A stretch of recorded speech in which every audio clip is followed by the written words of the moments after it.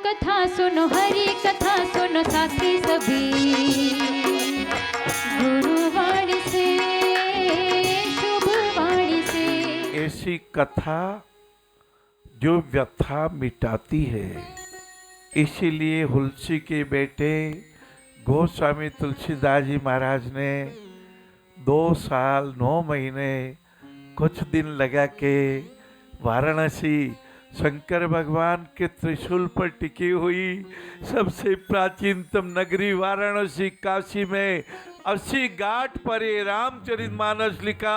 हम बड़े गौरवशाली हैं, हम बड़े भाग्यशाली हैं, हम बहुत आनंदशाली हैं कि इस कथा को, व्यथा मिटाने वाली कथा को श्रवण करने का और बोलने का शुभ अवसर प्राप्त हो रहा है। बंधुओं, माताओं, बहनों, परहित सरिस धर्म नहीं भाई, पर पीड़ा सम नहीं अदमाई। और एक चौपाई रामचरितमानस की मुझे बहुत प्रिय लगती है, आपकी डायरी खोल लीजिए।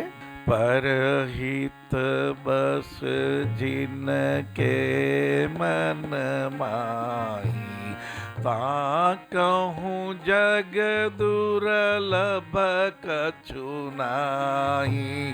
जा पर जाके सत्य स्नेहु, सो तस मिलहि न कछु संदेहु। ये तराजू के दोनों पलड़े, तराजू अन्याय नहीं करता, दर्पण अन्याय नहीं करता, और रामचरितमानस में तो यहाँ भी आया है, तात स्वर्ग अपवर्ग सुख धरिय तुला एक अंग, तूलन ताहि सकल मिली, जो सुख लव सतसंग।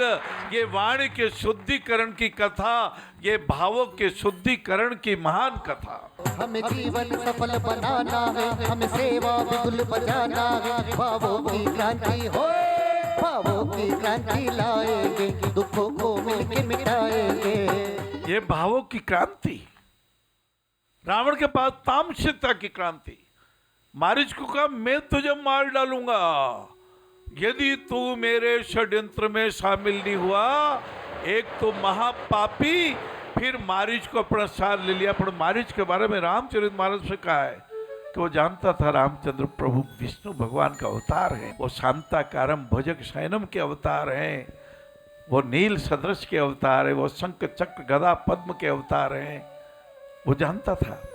जब रावण ने कहा कि तने यदि मेरा साथ नहीं दिया, कुमार्ग में साथ नहीं देना चाहिए, भले मरना भी पड़े। और मारीच ने सोचा, इधर राम भगवान है, मैं जानता हूं वो मनुष्य रूप में लीला करने पधारे हैं, मैं जानता हूं ये रावण के मन में बड़ी दुष्टता है।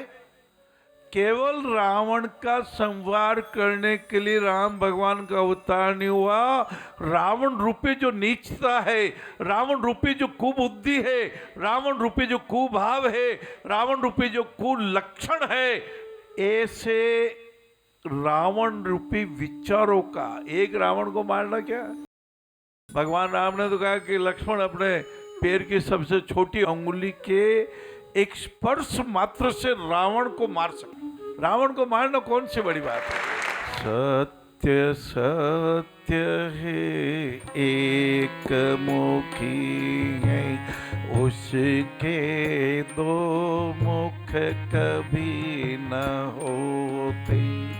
दम्ब दम्ब ही वह रावण है, जिसके 10 क्या शतमुख होते।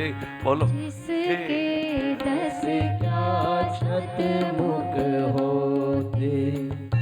1985 याद आता है जी गुरुदेव। जब एक बहन ने कहा कि बाबूजी एक मुट्ठी आटे से क्या होगा। एक मुट्ठी आटा दे, आप कह रहे एक मुट्ठी आटा इस पात्र में रखिएगा। यह नारायण सेवा लिखा हुआ पात्र आपने ला के रख दिया। आपने कहा अपनी रोटी बनाने के पहले, अपना आटा गूंदने के पहले सूखा आटा इसमें डाल दीजिएगा। मेरी बेटी कल्पना गोयल और पास पड़ोस के हमारे संगी साथी आएंगे, मैं भी हाजिर होऊंगा। साइकिल के पीछे एक पीपा रख के आऊँगा और उसमें वो आटा आपका ग्रहण कर लूँगा। तो उनका एक मुट्ठी आटे से क्या होगा? मैंने कहा एक बार जब आप एक मुट्ठी आटा दान देंगे तो आपके दान की आदत पड़ेगी।